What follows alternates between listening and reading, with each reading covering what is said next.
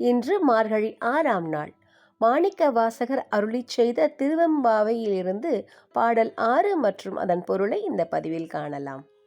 மானே நீ நென்னலை நாளை வந்து உங்களை நானே எழுப்புவன் என்றலும் நாணாமே போன திசை பகராய் இன்னம் புலர்ந்தின்றோ. மான போல நடக்கிறவளே, நீ நேற்று எங்கள்கிட்ட என்ன சொன்ன? உங்களை நானே வந்து அதிகாலை எழுப்புவேன்னு சொன்னேன்.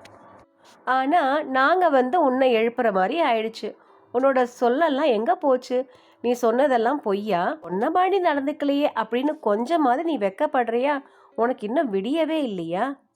வானே நிலனே பிறவே அறிவறியான் தானே வந்து எம்மை தலையழித்து ஆட்கொண்டருளும் வான்வார் கழல்பாடி வந்தோர்க்கு உன் வாய் திறவாய்.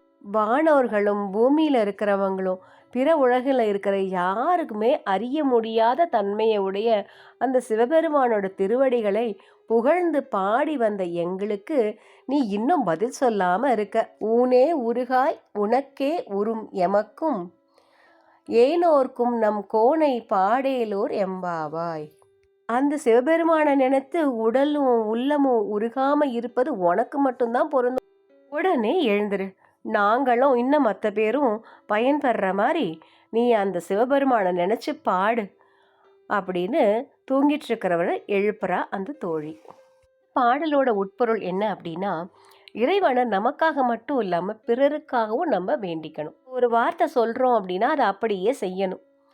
செயல் தான் உயர்ந்ததாக இருக்கணும். சும்மா சொல்லிட்டு அதுக்கப்புறம் செய்யாமல் இருக்கக்கூடாது.